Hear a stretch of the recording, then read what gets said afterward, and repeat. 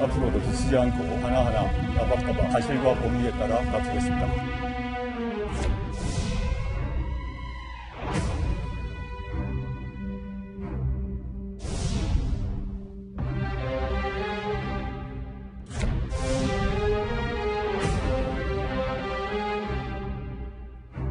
사모펀드란 것이 뭔지도 모르는 사람입니다. 동시에 제 처도 전문 투자자가 아닙니다.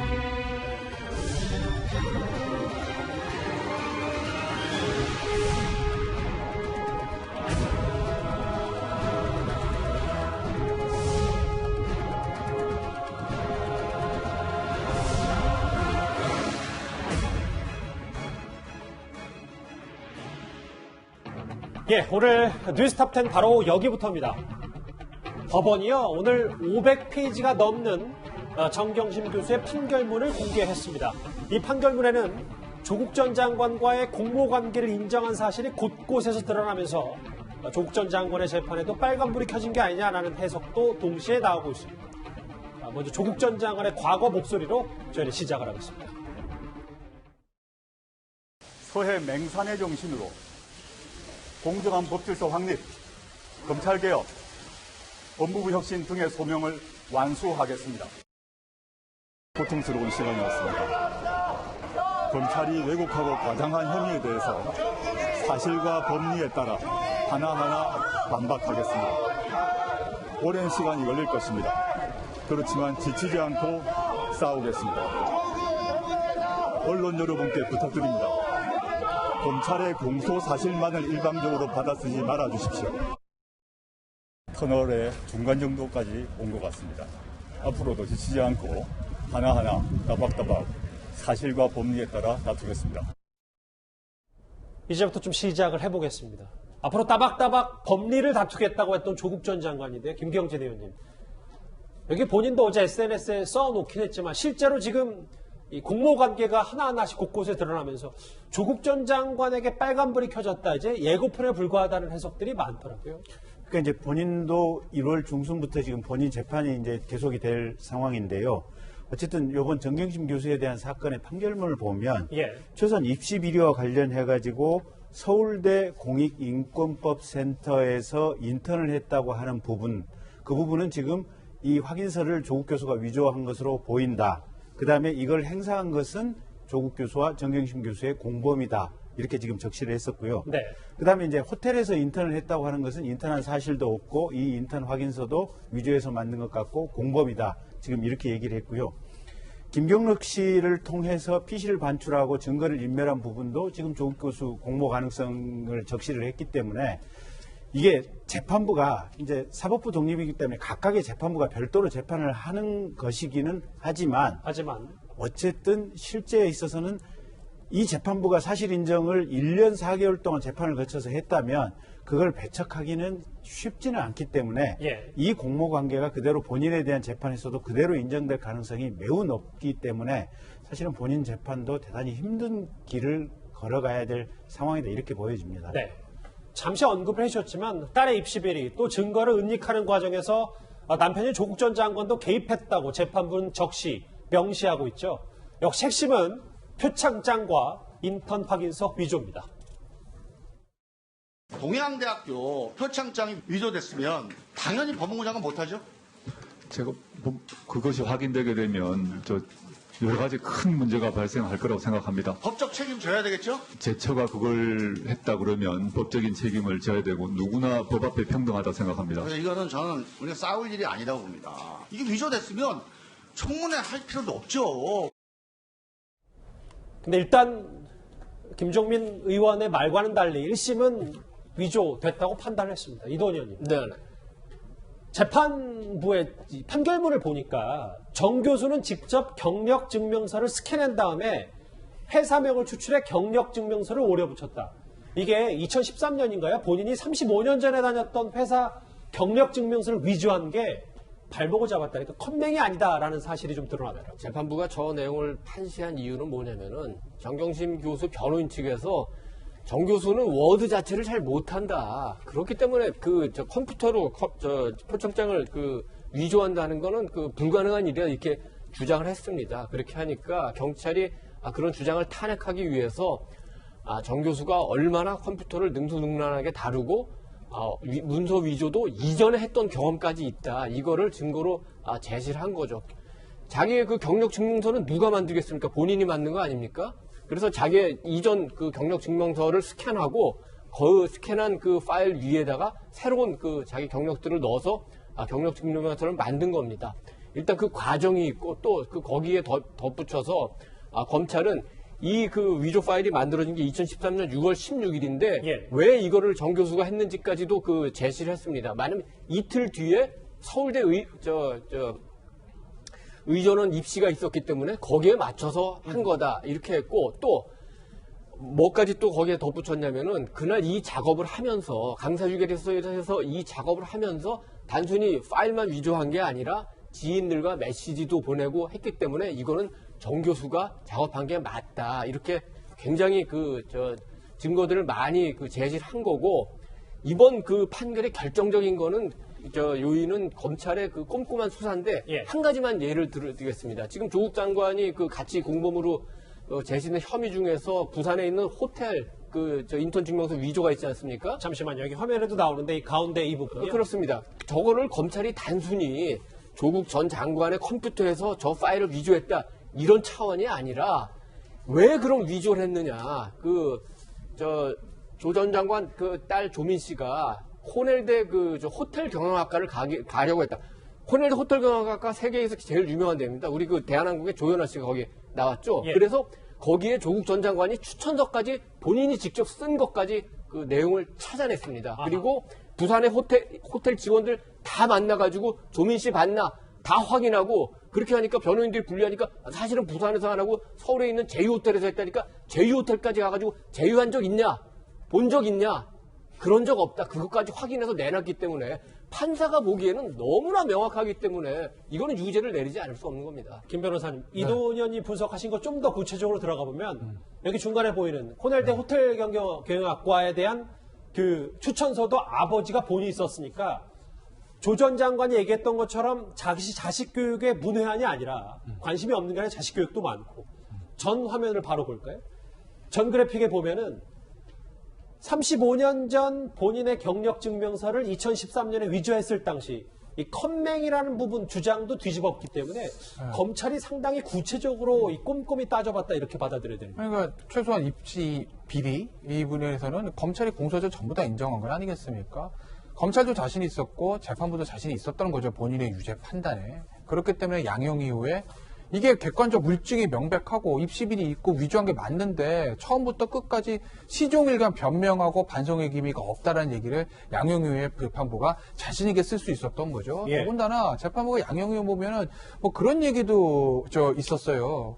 예를 들어서 객관적 물증과 어떤 증언들이 이제 있음에도 불구하고 본인에게 반대되는 얘기를 하는 검찰 측 증인들에 대해서 예. 당신이 정치적인 의도나 개인적인 목적으로 허위지성을 하는 거 아니야? 이렇게 공판정에서 얘기해서 예. 진실을 감추려고 했다. 이런 부분들이 양형 후에 쓴 거로 보면 재판부 입장에서 보면 물증도 명백하고 그걸 뒷받침하는 증언들도 일관되게 있는데 거기에 대해서 계속 부인하고 있는 아마 정경심 교수의 어떤 그런 모습들이 굉장히 안 좋게 비쳤던 것 같아요. 그리고 하나만 더 말씀드리면 컴맹 논란이에요. 이게 사실은 앞서 이도현 의원님이 말씀하셨듯이 처음에 이 사건 나왔을 때부터 정경심 교수의 공판 과정뿐만 아니라 그냥 수사 과정에서도 예. 소위 말하는 조국 전 장관을 조금 이제 지지하는 분들이 이렇게 방송 풀어놔서 항상 했던 얘기가 우리가 듣기로는 정경심 교수 컴퓨터 못합니다. 포토샵 못해요. 이런 거 할 수가 있는 사람이 이 얘기를 계속했거든요. 예. 근데 사실은 저희는 정경심 교수가 컴퓨터 잘하는 사람이 아닌지 확인할 필요 없지 않습니까? 그렇죠.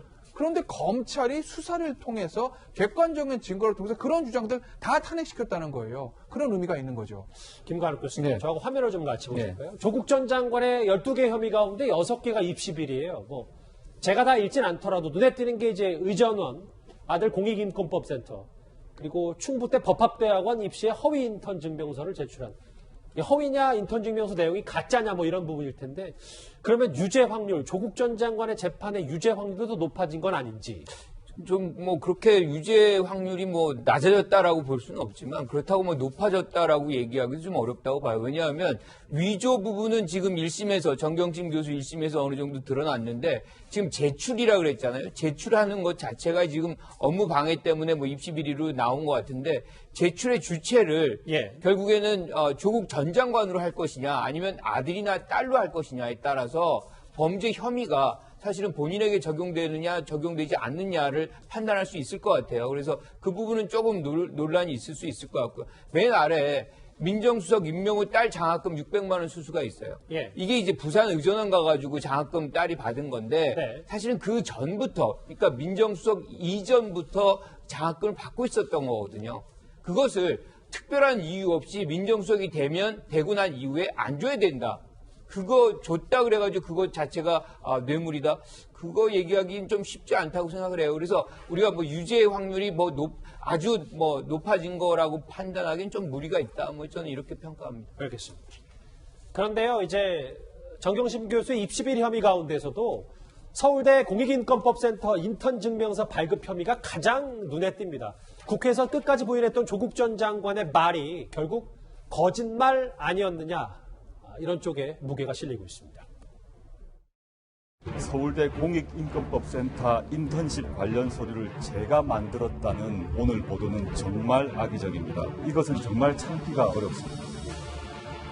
지금 그 후보자의 그 딸의 그 서울법대 공익인권법센터에서 받은 경력이 좀 사실과 다르다는 좀 주장이 계속 나오고 있지 않습니까? 예, 실제 저희 아이가 고등학교 때 인권 동아리에 속해 있었고 인권 동아리 아이들이 그 센터의 직원에게 연결을 해서 국제 심포지움 같은데 영어 하는 아이들이 필요했기 때문에 가서 뭐 심부름하고 뭐 잔심부름하고 이것저것 뭐 소소한 일들을 한 것 같습니다. 보신 것처럼 저렇게 조국 전 장관은 과거에 서울대 공익인권법센터 인턴십 관련 서류 그리고 당시에 딸인 조민 씨가 참석을 했다라는 주장을 계속 펴왔고 실제로 지금 화면에서 만나보시는 것처럼 조국 전 장관 측이 저렇게 언론에 해당 화면까지 공개를 했는데요. 그런데 김태현 변호사님 재판부의 판단은 전혀 달랐습니다. 자, 보시면 재판 판단 보실게요. 그러니까 뒷풀이 참석을 위해서 중간에 휴식 시간 이후에 세미나장 온 거죠. 그러니까 밥 먹으러 갔다는 거예요. 쉽게 얘기하면 뒷풀이 간 거지 활동을 하는 게 아니다. 그러니까 무슨 아주 넓게 아주 선회해서 조민 씨 측을 위해서 정경심 교수 측을 위해서 아주 좋게 관대하게 해석을 하면 아예 안 간 게 아니고 가긴 갔잖아. 가긴 갔으니까 그럼 한 거 아니야? 뭐 이렇게 얘기는 할 수 있을 수는 있겠으나 재판부만은 그게 아닌 거죠. 이게 확인서가 이 세미나장에 한 번이라도 가서 얼굴에 슬쩍 비추고 왔다. 이게 아니라 실제로 어떤 활동을 했다는 거에 대한 인턴 확인인 거지. 그 세미나장에 가서 슬쩍 도장 찍고 발만 살짝 담그고 갔다. 이거에 대한 확인이 아니지 않냐. 그렇다고 보면 이 나중에 세미나장에 보시면 뒷풀이 하러 온 거. 이게 어떻게 인턴 활동을 한 거냐. 이건 인턴 활동한 게 아니지라고 판단을 했던 거죠. 저기 보니까 예전 졸업사진과 인상착의도 확인하면서 뭔가 국가수 감정까지 재판부가 받았다고 하더라고요. 그렇죠. 이제 이게 사실 지금 보시면 저 장면은 저거는 앞서 보시면 당시에 조국 교수가 발표를 하고 있고 다른 교수가 발표합니다. 그리고 생사정이 앉았기 때문에 저 영상 속에 어떤 학생이 조민 씨가 맞다고 하면 저거는 인턴화도 한 게 맞는 거죠. 저건 뒷풀이 장소가 아니잖아요. 실제로 세미나에 참석한 거잖아요. 그런데 저거를 국가수 감정해봤더니 이제 조민 씨라고 판단이 안 된 거죠. 그렇기 때문에 인턴으로 실제 활동에 참석한 것은 아니다라고 재판부가 결론을 내렸던 겁니다. 그러니까 머리 길이 교복까지 재판부가 확인을 하면서 이 시판결문에 저 세미나에서 영상 속 인물은 조민 씨가 아니다라고 결론을 내렸고요. 구체적인 판결문 내용이 하나 더 있는데요. 김경진 의원님. 이 조국 전 장관 은사잖아요. 한인섭 교수가 당시 세미나장에 있었던 고등학생들을 본 기억은 있으나 딸인 조민 씨를 만나거나 조국 전 장관으로부터 조민 씨를 소개받은 기억은 없다. 이게 1심 판결문에 뒤늦게 공개가 됐습니다. 그러니까 어쨌든 한인섭 교수가 당시에 지금 이 세미나와 관련해서 행사를 총괄하고 있는 분 아니겠습니까? 행사를 총괄을 했던 분이 조국 딸에 대해서 인턴 증명서를 발급한 사실이 없다라고 아주 명확하고 단호하게 얘기를 했었거든요. 그 다음에 이 사건, 형사사건 재판을 하는 과정에서 당시 세미나장에서 고등학생들 본 기억은 있긴 하지만 조민을 만나거나 또 조국 교수로부터 조민을 소개받은 사실은 없다라고 분명하게 얘기를 했었고요.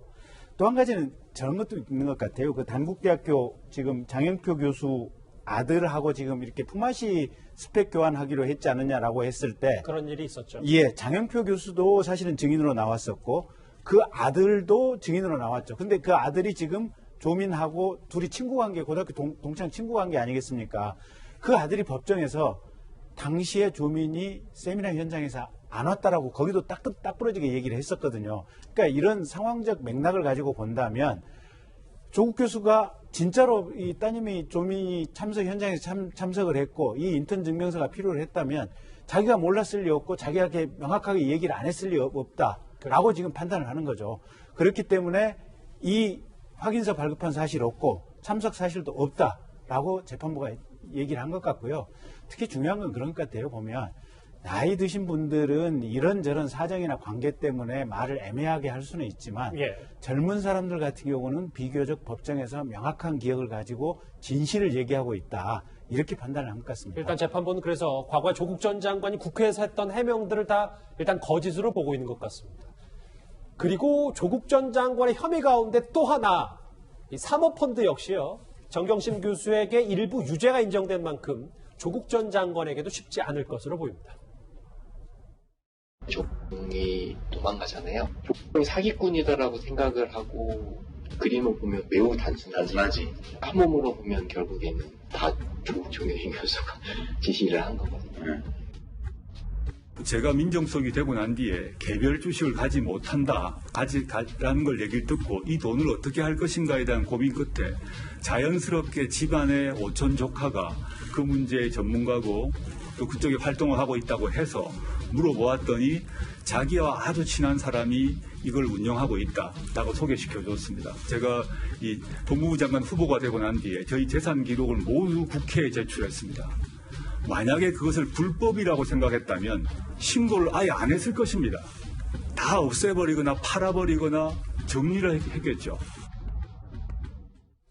이도원 의원님, 사모펀드 부분이요. 어제 조국 전 장관이 SNS에 횡령 건은 무죄가 나서 다행이라고 했지만 재판부는 빌려준 건 아니고 투자했다고 판단했기 때문에 이게 조국 전 장관에게 영향을 미칠 수 있다 이렇게 판단하고 있거든요. 무슨 얘기죠? 조국 전 장관하고 지금 여당에서도 이 횡령 혐의가 무죄라는데 굉장히 그 의미를 부여하는 것 같은데 그 의미가 아마도 검찰이 이 부분부터 그 수사를 시작했다. 검찰 수사의 출발점이라 이렇게 주장하는데 실제로 그런지는 좀 애매하고 왜냐하면 첫 그 압수수색이 여기부터 시작된 게 아니죠. 그리고 설사 그렇게 하더라도 이건 국민 입장에서는 전혀 중요한 게 아닙니다. 굳이 따지자면 횡령도 굉장히 중범죄지만 그건 개인의 비리고 입시 비리는 사회 전체적인 비리 문제죠. 그렇기 때문에 국민 입장에서는 입시 비리가 굉장히 중요하고 이 사모펀드 문제 자체도 굉장히 중요하긴 합니다. 예를 들어서 이게 투자금으로 인정됐기 때문에 조국 전 장관한테는 굉장히 불리할 수가 있습니다. 일단 사실은 우리가 그냥 넘어갔지만 그때 당시에 그 재산 공개했을 때 재산 공개 대상인 고위 공무원 가운데 유일하게 조국 당시 민정수석만 그 사모펀드에 가입하고 있었어요. 이게 검찰 수사가 아니라 감사원 감사였으면은 또 다른 문제점을 아마 제기했을 겁니다. 그리고 투자금이면 어떤 문제가 생기냐면은 앞서 증거 은닉이라든지 뭐 서울대 그다음에 호텔 인턴 증명서 위조가 이제 공범으로 인정됐지만 그 판결문 자세하게 보면은 그 정경심 교수가 코링크 투자하는 과정에서 그 펀드 운영 그 보고서 이런 거를 그 위조하는 문제가 나옵니다. 여기에 그 투자금이라면은 조국 교수가 관련성이 있느냐 이런 문제가 또 다른 현안이 될 수도 있고 또 이게 투자금이면 재산 공개를 하는데 차명으로 했느냐 뺐느냐 이런 문제 공직자윤리법에도 걸릴 수가 있기 때문에 이 부분은 그 조국 전 장관한테 전혀 그 유리한 상황이 아닌 겁니다. 김강욱 교수님 이어서 가보면 투자금을 빌려준 게 아니라 실제로 투자했다고 재판부는 보고 있고 횡령은 무죄라고 하더라도 보니까 다른 사람 이름 빌려서 미공개 거래도 하고 금융거래도 하고 미공개 정보를 이용하기도 하고 이게 그래서 혹자는 유죄 같은 무죄라는 사모펀드 관련해서 이런 얘기까지 하고 있거든요. 그렇죠. 뭐 지금 일부 유죄가 나온 거기 때문에 책임이 완전히 없다 그럴 수는 없는 거죠. 그런데 지금 이제 한 가지 중요한 거는 검찰이 사실 조국 전 장관을 처음 기소하고 수사하기 시작한 것이 바로 이 부분이거든요. 그러니까 공직자윤리법에 직접 투자는 가능한데, 그러니까 간접 투자는 가능한데 직접 투자 아니냐, 뭐 이런 형태로 뭔가 이제 사전에 내부의 어떤 정보를 갖고서 이익을 편취한 거 아니냐, 뭐 이런 거 갖고서 처음 수사를 한 거죠. 근데 이 부분에서 횡령이 없었다는 거는 오촌 조카가 횡령은 된 것이고 사실상 정경심 교수가 그 부분에 관여하지 않았다. 이런 차원에서 지금 무죄 처분이 나온 거거든요. 그렇다고 보면 지금 이 간접 투자의 어떤 상황이라고 본다면 그거는 지금 허용이 되는 부분이거든요. 그러니까 공직자윤리법에 저촉이 안 되는 거죠. 그러니까 저는 조국 전 장관은 이 부분에서 오히려 뭐 조금 더 피해갈 수 있는 그런 장면이 생겼다라고 보는 것이고 결과적으로 그 상황 속에서 정경심 교수가 거의 대부분의 어떤 상황들을 주도했고 예컨대 뭐 미장원에 있는 분의 어떤 계좌번호를 받아가지고 뭐 추가적으로 했다든가 뭐 이런 부분들은 정경심 교수예요. 그리고 1심에서 나온 것 중에 입시 비리 관련해서는 조국 전 장관의 어떤 공모 뭐 이런 것들을 여러 차례 이제 언급을 해요. 그런데 사모펀드에 관해서는 사실 그러한 부분이 전혀 나오지 않거든요. 그래서 이걸 굳이 여기서 확대 해석할 필요 없겠다 이렇게 생각합니다. 알겠습니다.